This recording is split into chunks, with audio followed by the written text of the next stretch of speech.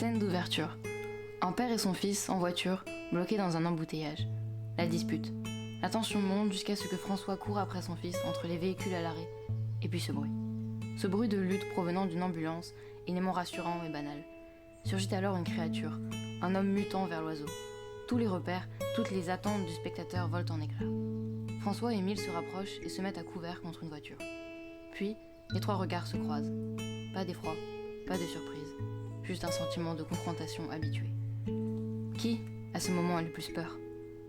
D'emblée, Thomas Caillet nous expose l'entièreté des problématiques du règne animal. Cette crise humanitaire, ce retour à la nature, nous est conté de manière dramatiquement intimiste par le biais d'une famille. La mère, puis plus tard le fils, vont muter, se transformer.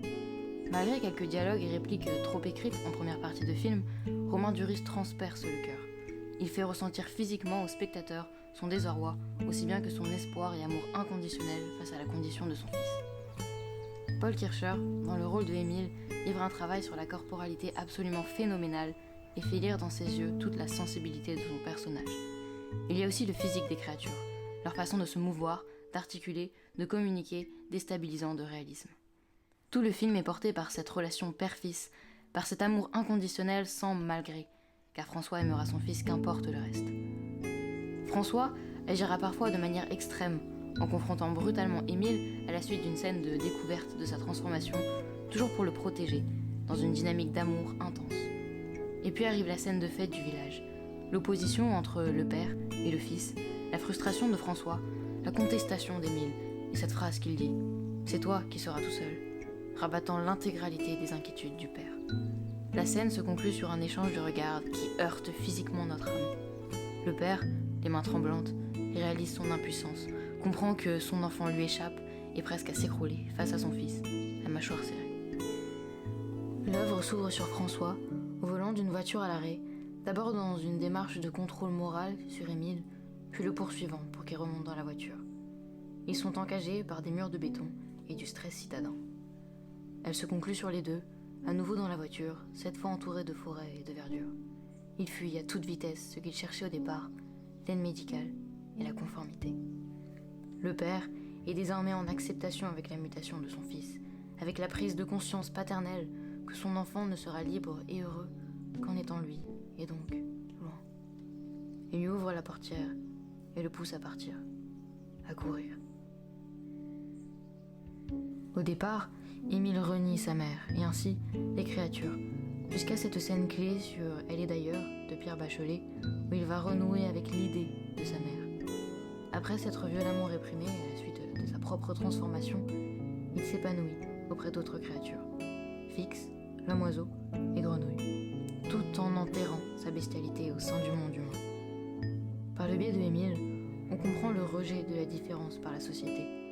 On voit également comment l'humain peut être inhumain, comment la peur, la cruauté envers l'inconnu peut surpasser toute valeur morale et empathique. Après avoir admiré une dizaine de créatures remarquablement détaillées, une brigade militaire attaque la vallée. Les hommes, en haut de la colline, sont filmés à contre-jour, deviennent informes, presque monstrueux, contrastant alors avec la pureté et beauté des créatures, victimes de la peur de l'homme. Le film, d'ores et déjà, vient parler à toutes les générations, à tout type d'individus. De plus, il ne s'inscrit dans aucun genre défini.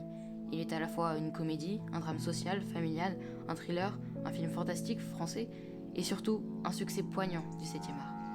Il parle d'abord de la paternité, de l'amour inconditionnel que porte un père pour son fils.